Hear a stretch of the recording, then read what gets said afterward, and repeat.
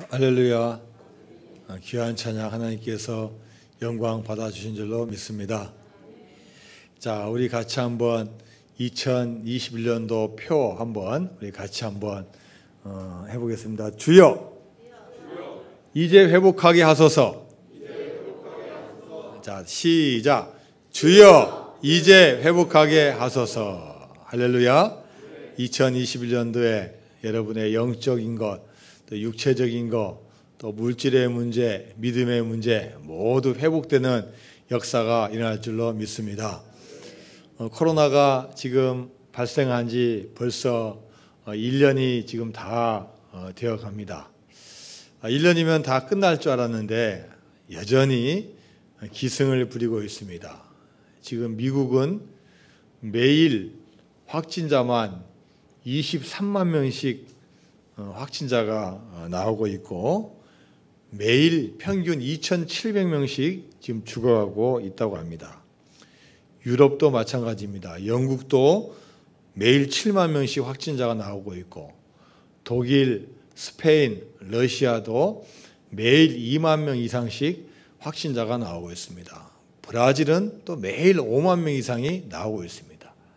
이웃나라인 일본도 지금 최근에 매일 7천 명씩 나오고 있어요. 우리나라도 지금 열심히 싸우고 노력하고 있지만 아직도 여전히 500명 이상 계속 나오고 있습니다. 자, 이렇게 오래되다 보니까 사람들 마음 가운데는 도대체 언제까지 이거 가야 되지?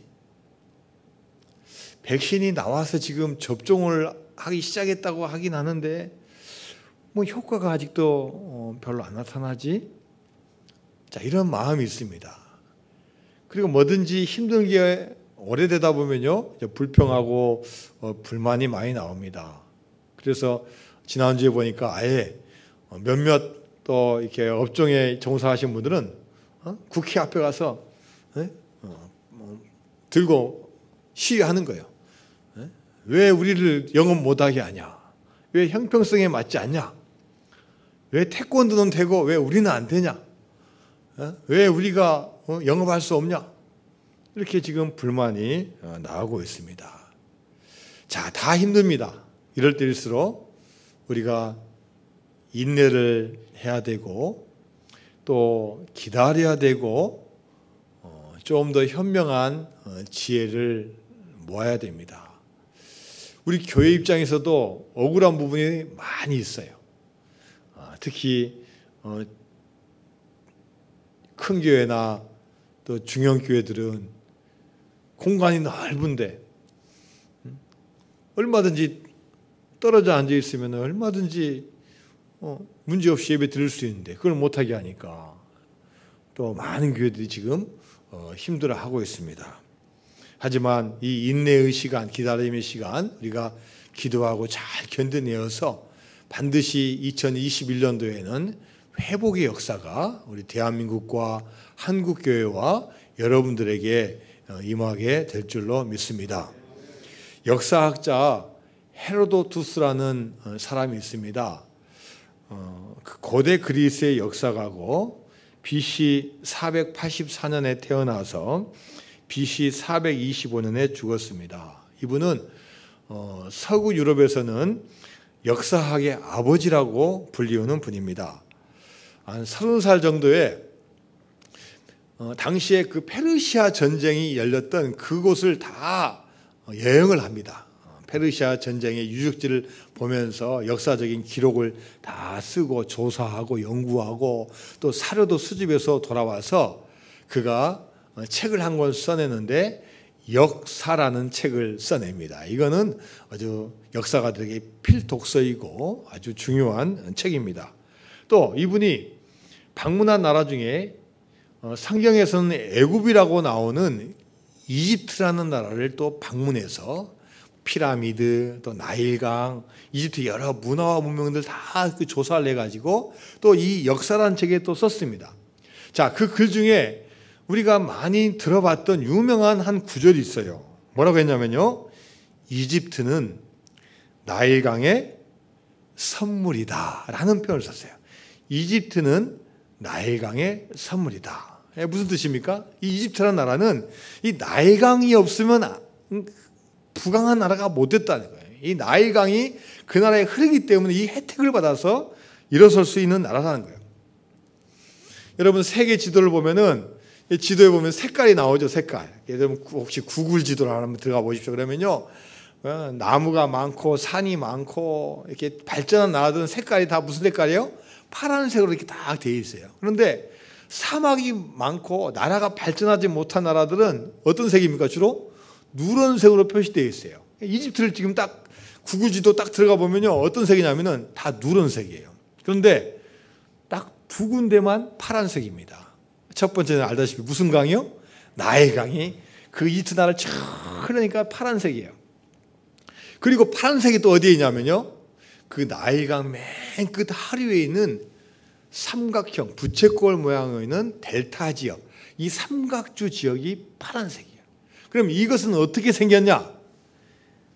나일강에 홍수가 나고 범람해서 막 특히 흙들이 막 떠내려갑니다. 막 떠내려가 가지고 그 하류에다가 흙을 탁 퍼붓는 거예요. 이게 토양이 얼마나 좋은지요. 그냥 씨앗을 하나 탁 던져 뿌리면요 막 곡식이 나는 거예요. 비료 필요 없어요. 걸음 안 줘도 돼요. 얼마나 토양이 좋은지. 거기다가 곡식을 심으면 곡창지대가 되는 거예요. 거기가 파란색으로 되어 있어요. 옛날 로마 제국 시대에는 이 로마에다가 이 쌀을 수출할 정도로 아주 토양이 좋고 곡식이 좋았던 곳이 이집트입니다. 그래서 이 헤로도투스는 이집트는 나일강의 선물이다라는 표현을 했습니다. 자, 나일강이 그들의 삶의 젖줄이었고 또 그로 인해 생긴 이 델타 지역을 중심으로 해서 농사를 지어서 이 나라를 부강하게 만들었어요. 자, 그런데 염려와 걱정과 근심이 하나 있습니다. 뭐냐? 매년 나일강 주변에 살고 있는 사람은 나일강이 범람하니까 그 홍수를 어떻게 해야 돼요? 피해야 되는 거예요. 나일강 근처를 벗어나면 사막이기 때문에 살 수 없으니까 나일강 근처에서 살기는 사는데 매년 홍수가 오니까 이 홍수를 늘 대비해야 돼요. 그래서 집을 놔두고 일단 피신했다고 돌아오는 경우도 있고 홍수를 다양한 방법으로 헤쳐나가는 거예요. 이 홍수 범람이 나일강 주변에 사는 사람들에게는 어려움이고 역경이고 환난이었지만 오히려 이것에 대비하고 준비하면서 이집트가 오히려 발전을 했습니다. 여러분 옛날에는 달력이 없었어요. 1년 365일 이거 몰랐습니다. 옛날에는 어떻게 사람들이 살았냐? 기원전에는 뭘 보고 날짜를 계산했어요? 달 보고 해서 달 보고. 보름달 떴네? 그러면은 이 보름달 뜨면은 며칠입니까? 한 달을 계산하는 거예요. 그래서 이제 반달 되고 뭐 초승달 되고 이렇게 되면서 날짜를 계산하는 거예요. 며칠이다. 그리고 그 지나면 또 끝이에요. 또 지나면 이게 달이 기준이에요. 그런데 태양은 항상 비치니까 이 태양 가지고 뭘 할 수가 없어요. 그런데 이집트 사람들이 이 달 가지고는 홍수가 언제 올지를 알 수가 없으니까 날마다 기록을 한 거예요. 기록. 태양이 지고 밤이 되고 낮이 됐다. 오늘 무슨 일이 있었다. 다 기록하고. 그 다음 기록하고. 오늘 나일강 수치가 올라왔네. 다 기록하고. 다 기록. 이렇게 하다 보니까 1년은 365일이다. 그리고 율리우스력을 이용해 가지고 지금 우리가 쓰고 있는 달력은 이집트에서 나온 그 달력을 우리가 지금 사용하고 있습니다. 또 나일강이 오다 보니까 나일강에 대비해야 되니까 늘 숫자를 세야 돼요. 나일강이 지금 어느 정도 수위가 올라졌다. 숫자 막 계산하고 그 다음에 막 범람해가지고 그 삼각주가 있으면은 또 땅을 또 배분해야 될 거 아니에요? 김 씨는 이만큼 짓고 박 씨는 이만큼 짓고 그러니까 뭐가 받아가 뭐 측정하고 지어야 되는 거예요. 그래서 이집트에서 나온 유명한 학문이 뭡니까? 수학하고 기하학이 발전한 거예요. 이 어려움과 역경을 이겨내기 위해서 준비하다 보니까 달력이 생기고 수학이 발전하고 기하학이 발전하고 그리고 무엇보다도 이집트라는 나라가 사실은 사막이 많은 곳이기 때문에 발전하기 힘든 여건이 있음에도 불구하고 나라가 든든히 선 이유가 뭐냐? 이 나일강의 홍수가 범람하면요, 이 나일강 길이가 빅토리아 폭포로부터 시작해가지고 지중해까지 해서 무려 6,700km예요. 그러니까 이 강물이 어마어마하니까 한 번 홍수가 나면요, 저 동네는 나고 이 동네는 안 나는 게 아니라 전부 다 나는 거예요. 그러니까 이것은 이것은 지역적인 문제가 아니라 전 국가적인 문제예요. 그렇기 때문에 여러분 어떻게 해야 됩니까? 나라가 똘똘 뭉쳐야 되는 거예요. 야, 우리 이거 나일강 범람하는데 우리가 이쪽 마을 서로 몇 명 힘합쳐가 안 된다. 전 나라가 힘합쳐야 된다. 그래가지고요, 이 왕을 중심으로 해서 이 나라가 똘똘 뭉쳐요. 그래서 세계적으로 가장 강력한 중앙 집권제로 부강한 나라를 이룬 나라가 바로 뭐예요? 이집트예요. 그러면 그 이유가 뭐라고요? 이 나일강의 범람을 통해서 나라가 뭉치게 하는 거예요. 어려움과 환난과 역경을 방치하면 그 결과는 절망과 실패이지만, 그 어려움 가운데 그 어려움을 극복하고 해결하려고 하면은 오히려 그것을 통해서 발전과 성장과 더 큰 부흥을 이루게 될 수 있는 것을 우리가 역사적으로 볼 수 있습니다.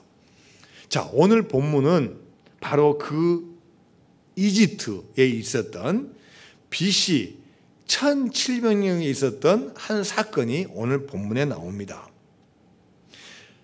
한 청년이 그 나라에 노예로 팔려왔고 성실하고 열심히 일하는 한 청년이었습니다.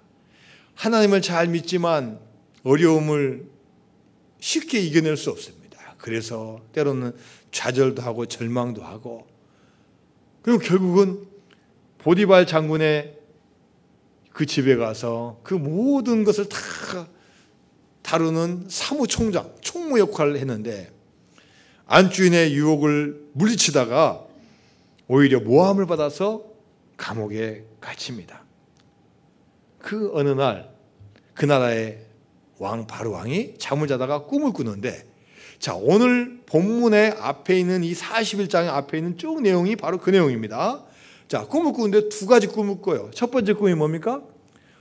소를 꿈을 꾸는데 아름답고 살찐 소 7마리가 강가에서 풀을 뜯고 있는데, 그 다음에 나온 흉하고 파리한 다른 7소가 나와가지고 풀을 뜯는 척 하다가 이 살찐 소를 딱 잡아먹는 거예요. 깜짝 놀라가지고 꿈을 깼는데 밤입니다. 그래서 이 바로왕이 좀 더 자야 되겠다 자는데 또 비슷한 꿈을 꾸는 거예요. 이제는 소가 아니라 뭐예요? 곡식이에요. 곡식 이삭 7개, 무성하고 충실한 7 이삭이 딱 이렇게 나오는데, 또 뒤늦게 나온 가늘고 마른 7 이삭이 크는 척 하더니 또 이 충실한 이삭을 딱 잡아먹는 거예요.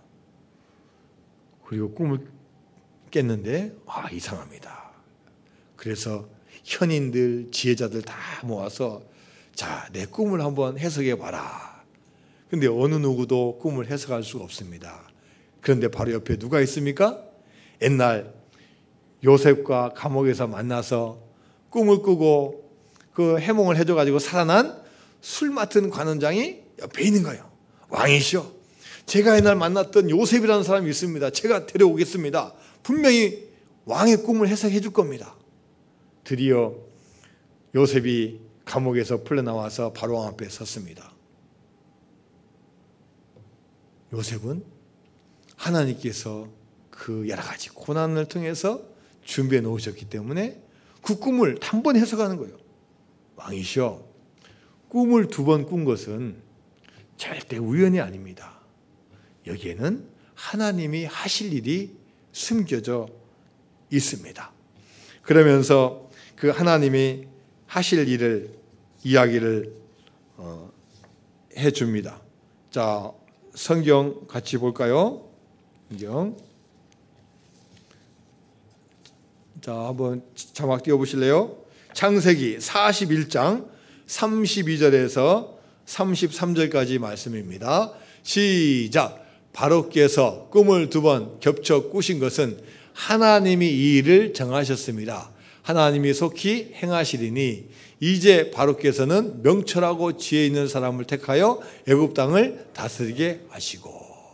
자, 하나님께서 이 꿈을 꾸게 하신 것은 하나님께서 행하실 일을 하고자 함입니다라고 요셉이 말을 하고 있습니다. 하나님은 하나님의 사람을 때로는 숨겨 놓으시고 또 준비해 놓으시고 또 그 사람은 하나님의 큰 뜻을 알지 못하지만 하나님은 반드시 어떤 계기를 통해서 그 사람을 불러주십니다. 요셉이 이렇게 꿈을 해석한 것은 그냥 우연이 아닙니다. 많은 어려움과 고난과 환난 가운데서 믿음을 지키며 왔기 때문에 하나님께서 이 요셉을 사용하여 주십니다. 여러분, 지금 우리에게 오는 이 환난과 어려움,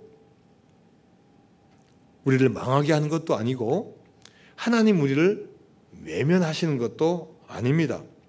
오히려 이 어려움과 고난을 통해서 우리를 더욱더 값지고 귀한 사람으로 사용하시기 위한 하나님의 준비이고 하나님의 의도가 되는 줄로 믿습니다. 지난주에 여러분 어떤 일 경험하셨습니까? 지난주 목요일 날 갑자기 눈이 팍 쏟아졌어요. 특히 이 수도권에 쏟아져 가지고요. 제가 아는 어떤 분은 김포에서 서울 시내에 들어오는데 무려 5시간 걸렸대요. 5시간. 차가요. 막 기어가는 거예요. 여러분들도 혹시 금요일 아침에 출근하면서 경험 못했습니까? 우리 보니까 집사님들도 보니까 출근하다가 3시간 걸렸습니다. 차가 안 가요. 그런 분이 많습니다. 그렇게 올 줄 모르고 대비하지 않고 있다가 갑자기 오니까 우리가 지금 당황하는 거예요. 뉴스를 보니까 이렇게 갑자기 눈 내리고 날씨가 추운 것은 20년 만에 처음이래요. 여러분 혹시 이런 일이 러시아에서 일어났다 그러면요. 러시아 사람들은 눈 하나도 깜짝 안 합니다. 늘 있는 일이고 평소에 있는 일입니다. 눈 왔어? 자, 그럼 나갑니다. 이미 제설기가 다 준비되어 있어요. 항상 춥고 항상 눈 오는 나라이기 때문에 그냥 쫙 가서 그냥 다 치우는 거예요. 쫙 가면 막 탱크 같은 거 지나가고요. 막 1m가 눈이 와도 막 치우는 거예요. 다 준비가 돼 있어요. 워낙 춥고 그걸 대비하고 있기 때문에 가능한 거예요. 근데 우리는 사계절 적당히 따뜻하고 적당히 덥고 춥다가 또 사라지니까 적당히 준비했는데 갑자기 그것이 넘쳐나니까 우리가 그것을 대비를 못하는 거예요. 지난주 저희 교회도 춥다 해가지고 제가 우리 계신 분들에게 여러분 다 혹시 얼을지 모르니까 다 온도 맞춰 놓으세요. 그래서 우리 교육관 다 해서 다 12도로 다 맞춰요. 12도 다 얼지 않도록. 그리고 화장실 수도꼭지도 다 이렇게 약간 틀어가지고 얼지 않도록 해놨어요. 다 괜찮은데 어디가 얼었어요? 주방이 얼었어요. 주방이. 주방이 말해 내가 흐르고 해서 막 안 되니까 그냥 조금 틀어놔요. 더 크게 틀어놨는데 저렇게 다 얼어버렸어요. 우리가 예상치 못하는 거 왔을 때 우리가 어려움을 겪게 됩니다. 우리 민족에게도 또 여러분 가정에게도 예상치 못하는 추위와 어려움이 올 때가 있습니다. 그러나 여러분 이 어려움은 절대로 우리를 하나님께서 망하게 하시는 것도 아니고 우리를 그 어려움 가운데 무너뜨리려고 하는 것도 아닙니다. 오히려 그 어려움을 통해서 하나님을 만나게 해주시고 하나님을 의지하게 해주시고 하나님의 능력으로 말미암아 다시 회복된 역사를 저희들에게 줄 줄로 믿습니다.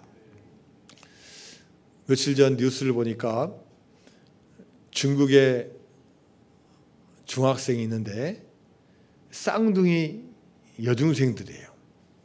작년 12월 30일 날 이제 우리나라로 하면 기말고사 시험을 쳤는데 이 쌍둥이들이 전교 1등을 하고 2등을 한 거예요. 전교에서 공부는 잘한 적은 있지만 이렇게 잘한 적은 처음인 거예요. 특별히 도덕과 법이라는 이 과목이 있는데 이 쌍둥이 중에서 여동생 이 샤오이는 전교에서 유일하게 혼자 100점을 맞고 언니인 샤오라는 92점을 맞았어요. 그런데 다른 애들은 다 90점 넘은 학생들이 없는 거예요. 그래서 이 해당 과목 선생님이 의심을 했어요. 이 쌍둥이들이 혹시 시험지를 빼돌려가지고 공부해서 그런 게 아닌가. 믿어줘야 되는데 못 믿고 그래서 이 쌍둥이한테 전화를 했어요. 야, 너희들 혹시 그렇게 공부한 거 아니야? 아닌데요? 내일 학교 와봐. 그래가지고 한번 실력 한번 증명해봐. 해가지고 문제를 또 다시 내가지고 시험을 쳐보라고 했어요. 그런데 둘 다 98점을 맞은 거예요. 그러면 여러분 실력이 있어요? 커닝한 거예요? 실력이 있는 거잖아요. 그러면은 야, 선생님 내가 잘못했다. 내가 미안하다. 이렇게 좀 해줘야 되는데 그게 안 됐던 것 같아요. 그래가지고 그래도 이 언니는 잘 견뎠는데 이 여동생이 상처를 받아가지고 그냥 마을 차편에 있는 연못에 가가지고 그냥 자기 몸을 던져버린 거예요. 너무나 안타까운 일이 일어났습니다. 이 중학생의 마음을 우리가 이해 못하는 건 아니지만 여러분, 우리 인생의 이 환난과 어려움은 초등학교 때도 오는 거고 중학교 때 오는 거고 우리가 젊은 시대에 올 수도 있는 거고 또 나이가 들어서 오기도 합니다. 문제는 이 어려움이 올 때 우리가 이겨내야 된다는 거예요. 특별히 믿음의 사람은 시험과 어려움이 올 때 그것을 하나님께서 단련시켜 주시는 계기로 생각하고 믿음 붙잡고 나아갈 때 하나님께서 도와주시고 은혜 주실 줄로 믿습니다. 우리가 사는 인생은 날마다 시험과 테스트의 연속입니다. 여러분 그렇지 않습니까? 꼭 학교 다닐 때 시험제다 하고 시험 풀고 답 쓴다고 그게 시험이 아니에요. 오히려 그런 시험은요 몇 년 안 가고 쉬워요. 오히려 인생에서 치는 시험이 더 어려워요. 또 가장 어려운 시험이 뭡니까? 믿음의 시험이에요. 믿음의 시험. 나에게 오는 시험을 이겨내는 그 시험이 얼마나 어려운지 몰라요. 왜냐? 인간적인 것을 뛰어넘은 사탄 마귀가 뒤에서 우리를 이간시키기 때문에 그 시험이 얼마나 어려운지 몰라요. 요셉은 어느 누구보다도 시험이 많았고 유혹이 많았던 사람입니다. 젊은 시절에 잡혀가서 아는 사람 없고 의지할 것도 없고 또 이제 됐는가 싶더니 유혹이 오고 집에 돌아갈 것은 생각 꿈도 못 꾸고 그런 시절을 살았습니다. 열심과 고생을 했는데 그 결과는 감옥이었습니다. 어느 누구도 도와주지 않습니다. 그런데 요셉은 그때도 하나님을 바라보고 가는 겁니다. 그래서 창세기 41장 32절 33절에서 바로께서 꿈을 2번 겹쳐 꾸신 것은 하나님이 이 일을 정하셨습니다. 고백할 수 있었고 이제 하나님 이제 바로 왕이시여 명철하고 지혜 있는 사람을 뽑아서 이 애굽 땅을 다스리게 하십시오라고 이야기를 할 수가 있었습니다. 요셉의 고난은 그냥 고난이 아닌 하나님께서 그 시대에 필요한 사람을 준비하시는 과정이고 또 필요한 때에 들어 쓰신 그런 과정의 역사인 줄로 믿습니다. 우리가 이 세상 살아갈 때 우리는 세상에서 보이는 많은 것을 추구합니다. 물질을 추구하고 좋은 직장을 추구하고 높은 자리를 추구하고 좋은 관계를 추구합니다. 그러나 그 어떤 복보다 가장 큰 복이 무엇이겠습니까? 자, 시편 73편 28절 말씀입니다. 시작. 하나님께 가까이 함이 내게 복이라. 내가 주 여호와를 나의 피난처로 삼아 주의 모든 행적을 전파하리이다. 세상에 많은 복이 있지만 가장 귀한 복이 뭐냐? 하나님과 가까이 하는 복입니다. 왜 그러냐면요, 절대 쉽지 않아요. 눈에 보이는 게 가까이 있는 게 더 쉬운 거예요. 물질이 더 눈에 보이고요. 내 사업이 더 눈에 보이고요. 내 가족이 더 눈에 보이고요. 내가 먹고 싶은 게 더 눈에 보이고요. 내가 하고 싶은 게 더 눈에 보이는 게 우리 인간의 본성이에요. 그렇기 때문에 하나님 가까이 하는 게요, 얼마나 어려운지 몰라요. 우리 민족은 이렇게 잘 되게 된 이유 중에 하나가 오히려 고난이었습니다. 오히려 일제 식민지 시대가 있었기 때문에 오히려 나라의 소중함을 알았습니다.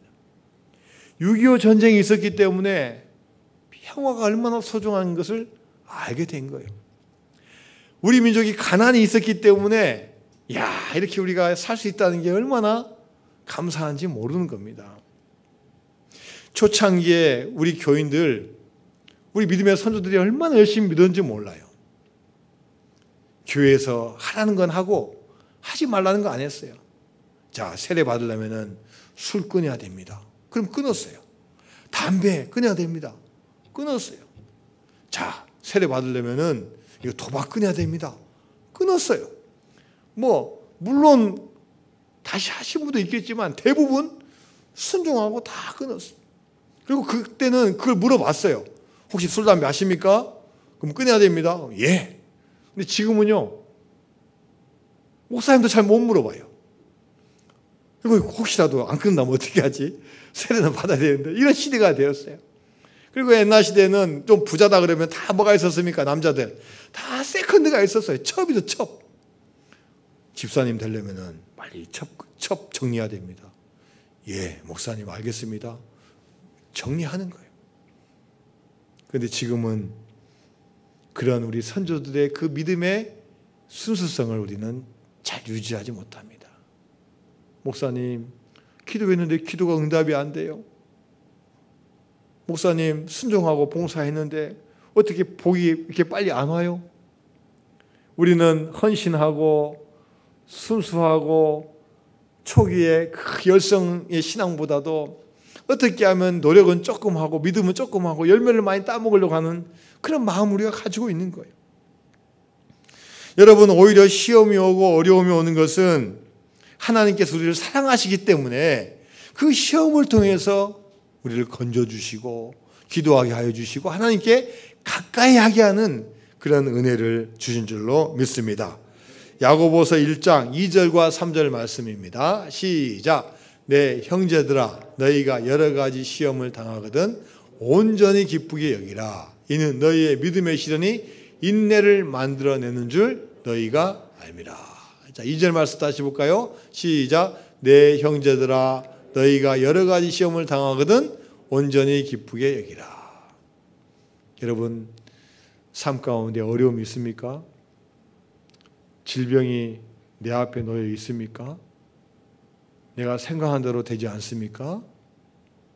이것조차도 감사히 여기고 기쁨의 시련으로 여기고 기도하고 나아가면 주님께서 생각지도 못하는 놀라운 은사와 은혜와 축복을 여러분에게 부어주실 줄로 믿습니다.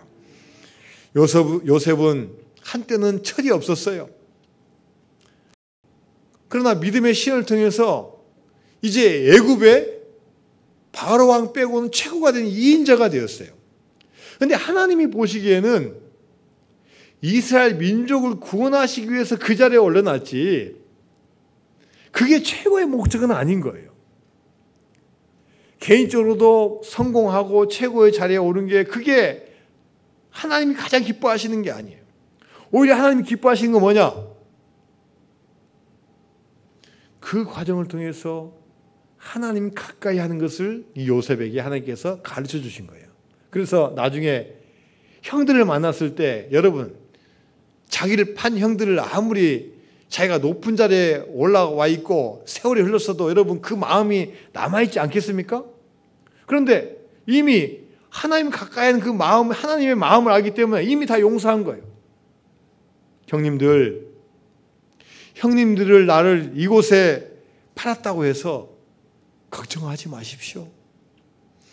형님들 한탄하지 마십시오. 하나님이 우리 모두의 생명을 구하시려고 형님들보다 먼저 나를 이곳에 보내셨습니다. 야, 여러분, 이게 인간의 생각입니까? 형들의 미움 받아가지고 노예로 팔려고 심지어 죽을 뻔했는데 그 만난 형을 보고, 야, 거기에서 형들 걱정하지 마세요. 우리 민족을 구하기 위해서 어느 누구보다도 저를 먼저 하나님께서 보내셨네요 라는 이 고백을 하는 요셉으로 하나님께서 삼아 주신 줄로 믿습니다. 여러분, 우리가 이 코로나 시대에 살면서 얼마나 하나님과 가까이 하고 있습니까? 거리적으로 떨어져 있어야 되고, 연결하려고 그러면 우리가 온라인으로 연결하고 있는데, 여러분, 온라인으로 연결하는 게 능사입니까? 오히려 이렇게 어려운 시기일수록 하나님과 연결해서 하나님과 더욱더 가까이 하는 귀한 기회가 될 줄로 믿습니다. 예배당에서도 예배 잘 드려야 하고, 혹시 예배당에 못 오는 이 코로나 시대에는 가정에서 예배를 드리더라도 예배당에서 드린 것보다 더 열심으로, 신령과 진정으로 하나님과 밀접된 관계를 지금 요구하고 계십니다. 온라인이 아닌 하나님과 선을 연결하는 귀한 기회가 되어야 될 줄로 믿습니다. 그래서 여러분, 꼭 교회에서만 예배 드리는 게 아니라 집에서 더욱더 예배 잘 드리고, 집에서 성경책 더 열심히 보고, 집에서 필사 더 하고, 이번 기회에 내가 성경책 한번 쓰겠다. 교회에서 쓰라는 거 그 몇 장만 쓰시면 안 되고, 내가 평생에 내가 죽기 전에 내가 성경 한 번은 쓰고 죽지 않으니까 마음 결심하시고 성경 필사도 하시고, 그동안 성경책 못 읽었으면 내가 하루에 내가 10장 이상 읽어서 내가 1년에 몇 번 읽어야 되겠다. 그래 마음 정하시고 하나님께 혼자 앉아서 찬송도 1장부터 쭉 한번 불러보고, 야, 내가 알고 있는 찬송 50장밖에 안 되네, 100장밖에 안 되네, 내가 왜 이렇게 몰랐지 하면서 내가 하나님께 예배하고 말씀 읽고 말씀 쓰고 기도하는 여러분 되시기를 주님의 이름으로 축원드립니다. 하나님은 지금 한 사람의 사람을 찾고 있습니다. 지금 우리가 알 수 없지만 하나님의 때, 하나님의 놀라운 계획을 이루시는 그 한 사람을 찾고 계십니다. 어디에 있지 않습니다. 바로 여러분이고 바로 우리 성도들이 그 사명을 감당하게 될 줄로 믿습니다. 여러분 가정에 놀라운 계획과 기적이 일어날 것이고, 여러분 사업장에 여러분을 통해 놀라운 기적이 일어날 것이고, 여러분을 통해서 한국교회와 우리 제일명성교회와 대한민국이 놀라운 역사가 일어날 줄로 믿습니다. 자, 우리 같이 찬양하고 합니다. 주님 다시 오실 때까지 같이 찬양합니다.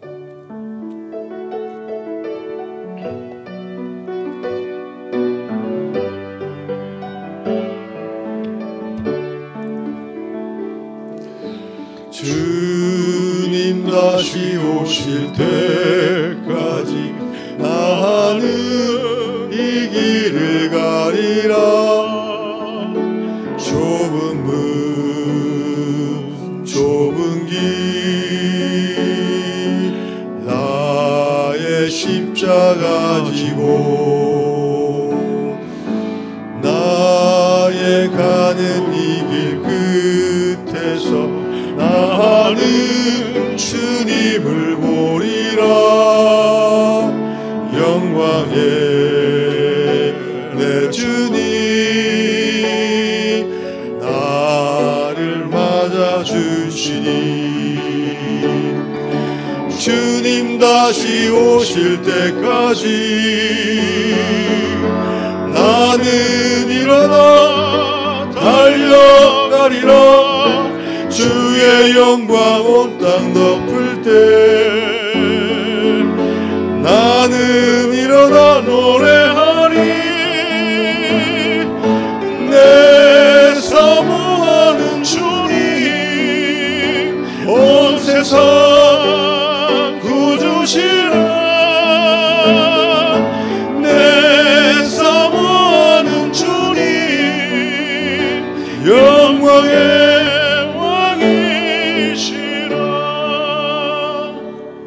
주님 다시 오실 때까지 나는 이 길을 가리라.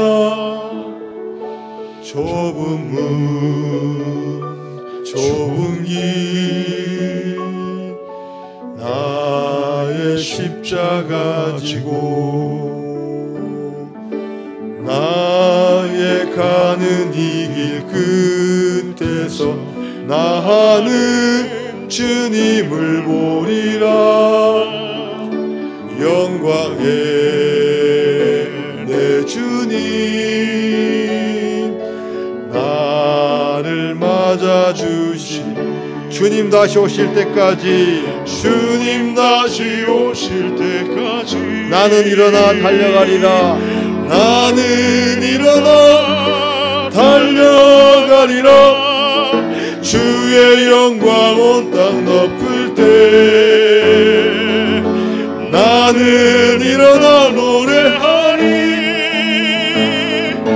내 사모하는 주님 온 세상 구주시라. 내 사모하는 주님 영광의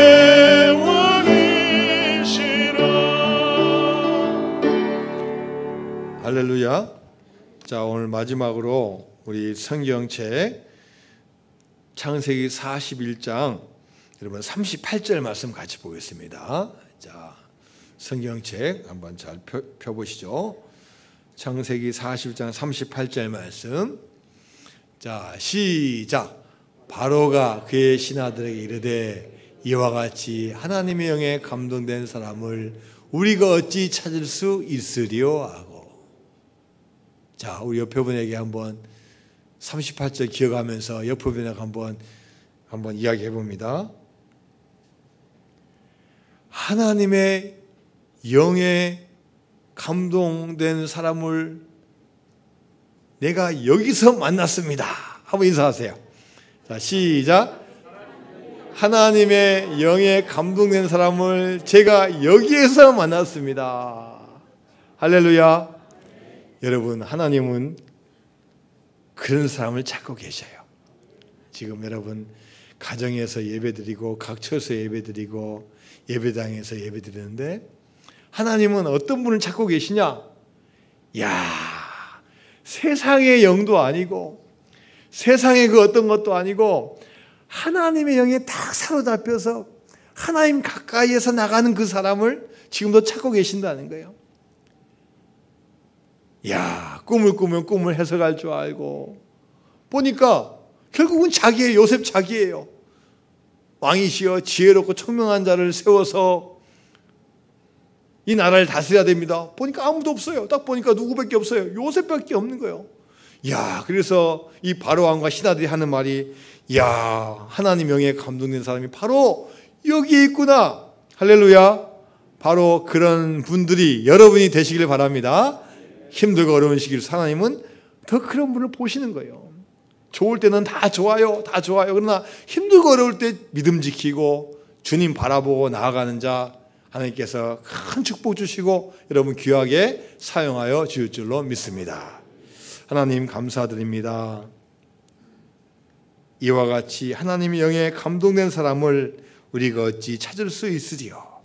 우리 모든 성도들이 이 코로나19 어려운 시기 가운데 믿음을 잘 지켜서 하나님 마음을 합하고 하나님 일을 감당하는 귀한 분들 될 수 있도록 축복하여 주옵소서. 예수님의 이름으로 기도드리옵나이다. 아멘.